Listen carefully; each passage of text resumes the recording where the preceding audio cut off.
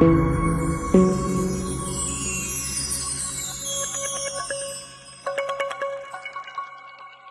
welcome to my YouTube channel. My name is Thandokazi Dese, and this is TK's Financial Corner, where we discuss everything finance. So if it's your first time on my channel, please do not forget to subscribe, hit the notification bell, like the video, and also share the video with your family and friends. So today I just want to specifically discuss on this video different types of insurances that I feel like they are very, very important to have.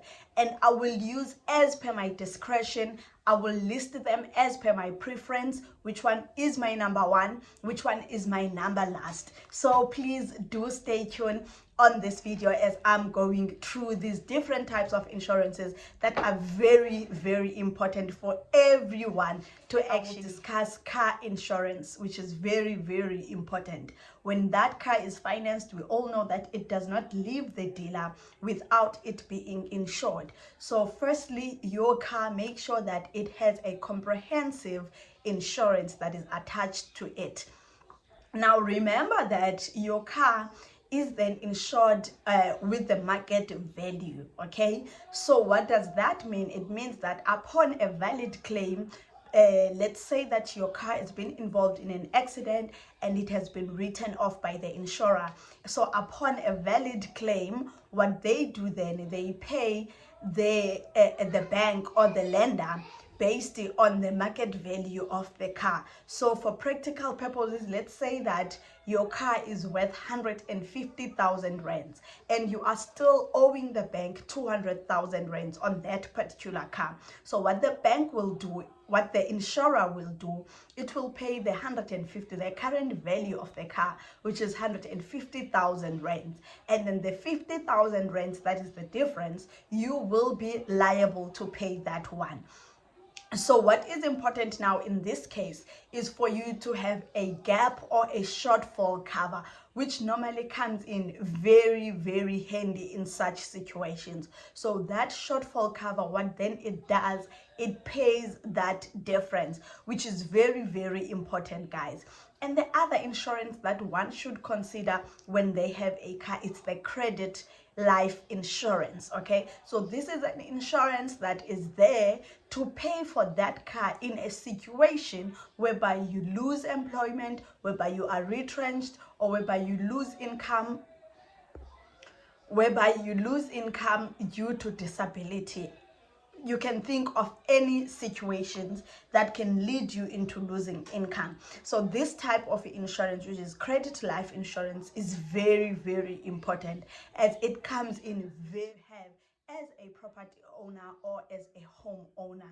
Number one, your structural insurance, that is protecting the actual property or the actual building in case of nature happening, or something happens to the structural property itself, then you are covered, right? So sometimes this extends and includes things that are within the property, such as a pool, so make sure what exactly is covered under your structural home insurance.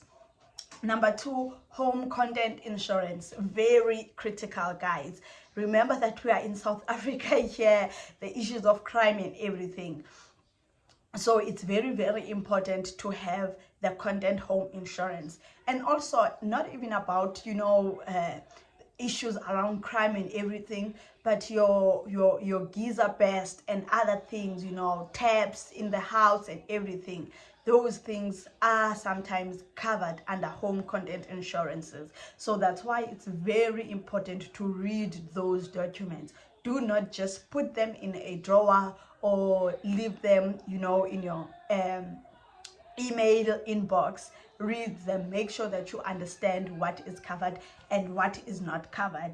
The last one is personal valuables insurance. Okay, so this is an insurance whereby that, let's say you have this watch and you feel like it's your valuable item that you need to insure, so you can insure it as well. So I think those are three important insurances that you need to look into and decide what to do.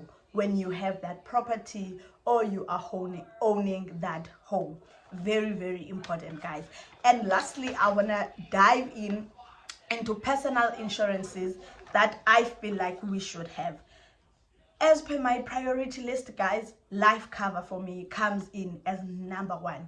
Very, very, very important. And remember that life cover, it comes in very handy after you've passed away and your family and your children are left behind. What is going to happen? Life must move on. Life must continue. All right. You had a house that you were living into with your kids and it was not yet paid up. You had cars that were not paid up yet. What's going to happen? So that's when your life cover comes in very, very handy. And it pays up these things so that your kids are not depressed and frustrated after your death. Life will continue. And other important thing that people need to note with their life covers is that most of these life covers, they have a funeral cover attached to them. So for me personally, I do not see a need for me to have another funeral cover, whereas my life cover has a funeral cover attached to it. Okay, that's my personal way of thinking. So you need to note that, find out if your life cover has a funeral policy attached to it. Very, very important. Also check what exactly is covered under your life cover, such as retrenchment, disability, critical illness, and what's the other thing? And retrenchment. Yes, so it's disability, critical illness, retrenchment, and death, which is the most basic one, death. So very important for you to check what exactly are you covered for in your life cover.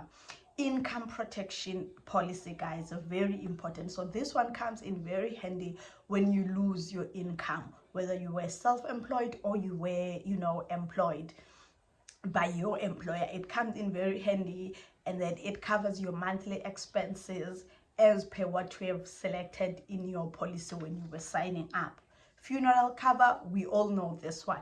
And for me personally, I think that a funeral cover, at least the max should be 100K. There is no way I'm having, guys, a funeral cover that is more than 100K. 100K is more than enough for my funeral. That's my opinion. That's my view. Okay, so funeral cover, very, very important. And you need to make sure that you are not over-insured when it comes to a funeral, guys. Let's shift our focus from funeral cover, having so many of these funeral cover, but rather have life covers instead, or top up your life cover, increase what you are covered for in your life cover. Very, very important. And the last one for me, as per my list, as I've said that this is according to my list, is the health insurance. If I do not have, I'm in a situation where I do not have a medical aid, then I would make sure that I do have a health insurance. As much as they are not the same as a medical aid, and I would choose a medical aid over a health insurance, but whereby I'm in a situation whereby I do not have a medical aid, at least I would opt to have a health insurance. So I hope you guys are really gonna find this video very, very informative. If this was your first time, thank you so much for tuning in. Remember, do not forget to hit that subscribe button, like the video, and also share it with your family. Do not forget to hit the notification bell so that you do not miss on the next video. Thank you so much, guys, for tuning in. But remember, none of anything is said on this video constitute as a financial advice. If you are looking for financial advice, please speak to someone who is certified and is registered with the FSCA. These videos are purely for educational purposes. Thank you so much, guys. I will see you on the next video.